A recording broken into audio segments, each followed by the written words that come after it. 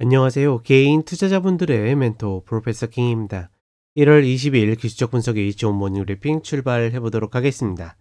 자, 일단 미국 같은 경우에는 금요일 날 만기가 있었고, 전반적으로 그러니까 미국 만기는 우리나라랑 조금 다르거든요. 지수 옵션 같은 경우에는 장 초반에 시초가로 결정이 되고, 그다음에 종목 같은 경우에는 후반 종가로 결정이 되는데, 장 시초가 전에 장전에 막판에 쭉 끌어올리면서 갭 상승에서 출발을 했고, 그리고 나서 장중에 이제 밀렸지만 결국 소화하면서 올라갔는데, 하나 재밌는 거는 우리 시장 같은 경우에는 저런 식으로 그러니까 요즘에 계속 상방이 몰려 있거든요.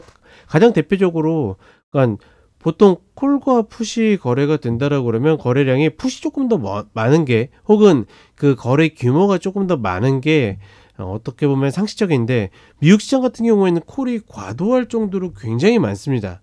그냥 많은 게 아니라 굉장히 많아요. 그럼에도 불구하고 저렇게 상방만기가 된다는 것은 여전히 최근에 어떤 학습 효과, 그리고 트럼프 이제 대통령이 이제 취임식하게 되면 대통령에 대한 어떤 기대감, 이런 것들이 복합적으로 작용이 되면서 시장이 상방으로 굉장히 쏠려 있다라는 거.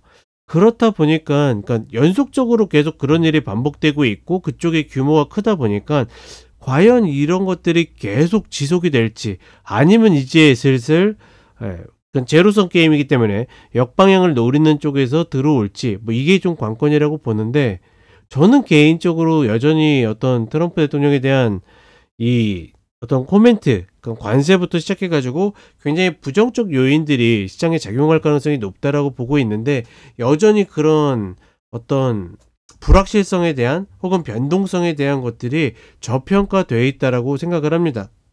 더군다나 이게 그러니까 제 개인적인 생각이면 모르겠는데, 재밌는 거는 채권 시장에는 그 리스크들이 어떻게 보면 더 오버해서 반영이 되어 있고, 주식시장엔 그것들이 거의 미미하게 반영되어 있다 보니까, 사실 같은 금융시장이라는 어떤 틀 안에서 똑같은 이슈를 가지고 누구는 많이 반영하고 누구는 덜 반영하는, 그것도 작은 차이가 아니라 큰 차이로 만들어지기 때문에 결국은 그것들을 균형점을 잡는 흐름들이 나오지 않을까.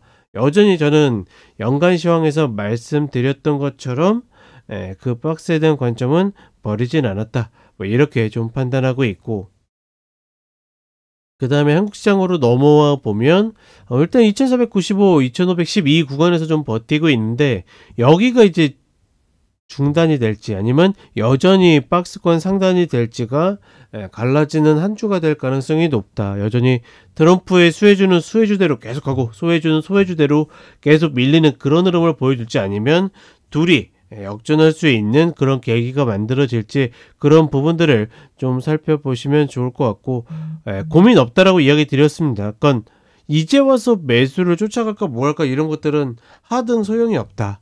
이미 내가 포지션을 가지고 있고, 포지션이라는 게 꼭 파생을 이야기하는 거 아닙니다. 매수도 매도는 갖고 있고, 비중 조절 내 깜냥만큼 하고 나머지 것들을 들고 가는 구간이다. 이렇게 다시 한번 이야기를 해드리겠습니다. 자, 간단하게 차트 보도록 하겠습니다. 자, 나스닥 선물 30분의 흐름을 보게 되면 장전부터 쭉 끌어올리고, 장 출발해서 땡 시작하니까 맞고 떨어지고, 장중에도 한번 올라왔습니다. 저는 그러니까 우리 시장 같은 경우에는 저런 식으로 포지션에 쏠림 현상이 일어나면 무조건 이렇게 이런 방식으로 떨어지는데, 역시 미국 시장은 아직까지 관성이 남아 있구나 라고 좀 생각하고 있고, 또다시 22평을 잡는 흐름을 보여주고 있는데, 차라리 122평을 시원하게 치면 좀 더 어떤 매매적 관점이 좀 편할 수 있는데, 계속 이런 식으로 움직이다 보니까 살짝 부대끼는 모습들이 있다. 이 박스를 만드느냐, 이 박스를 만드느냐, 이 박스를 만드느냐. 저는 여전히 이 세 가지 시나리오를 염두에 두면서 가도록 하겠고, 다만 여전히 신고가를 넘어가기에는 좀 부담스러운 흐름들을 만들고 있다 라고 판단해 봅니다. 그리고 치솟던 미 국채금리도 일단은 한숨을 돌리는 모습인데, 다른 거 없이 4.5가 깨져야 됩니다. 이 4.5가 깨져야지만 다시 좀 돌아갈 수 있는 그런 흐름을 만들 수 있고, 그렇지 않다라 그러면 여전히 밀려도 반등의 흐름이 나올 수 있다. 이제 뭐 이번 주 트럼프가 취임을 하고 나서 우리 시간으로 새벽 2시인가 본격적으로 취임식으로 알고 있는데, 그렇게 된다라 그러면 그 이후에 과연 시장의 반응이 어느 쪽으로 갈지 정도만 참고하시면 될 것 같고, 그리고 한국 시장으로 오게 되면 앞서 이야기 드렸던 부분이 여전히 이 박스로 남을지 아니면 다시 이 박스를 키울 수 있는 흐름이 될지 알 수 있다 없다? 그걸 알 수 있는 사람은 아무도 없다. 아무도 없기 때문에 어떻게 하는 겁니까? 여기에서는 계속 매수, 내려오면 매수 계속 이야기 드리는 거고, 다만 반등했을 때 이 구간에서는 이번에는 어떻게 내 깜냥만큼 비중 조절을 한다. 공격적이면 내가 내주고서 120평, 그 다음에 이 위에 2607 라인을 보는 거고, 내가 보수적이면 여기에서 반 이상 내주고 나머지 것들 가면 땡큐, 밀리면 다시 매수하고, 이런 식으로 가야지 아무도 알 수 없는 걸 내가 맞출 필요는 없다라고 보고 있고, 그 다음에 코스닥 같은 경우에는 이 흐름이 2차전지가 갈림길이라고 이야기 드렸죠.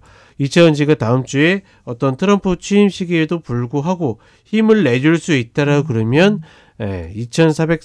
744, 그다음에 779 라인으로 가는 거고, 그렇지 않고서 이것들을 또 빌미로 계속 밀어내린다라 그러면 어떻게 다시 675 라인을 갈 것이다. 이걸 맞출 수 있는 사람이 있다 없다? 없다. 이걸 맞출 수 있다라 그러면 어마무시한 돈을 벌겠죠.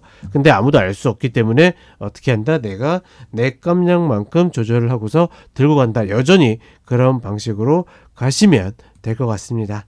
자, 이번 한 주, 다음 주에 이제 긴 휴일을 앞두고 또 트럼프 대통령 취임식이라는 어떤 변수를 맞이하는 한 주인데, 그래도 어찌됐거나 개인 투자자분들에게 좀 유리한 혹은 도움이 되는 흐름이 나왔으면 좋겠습니다. 자, 추운 날씨 건강 조심하시고 저는 쇼츠로 또 찾아뵙도록 하겠습니다.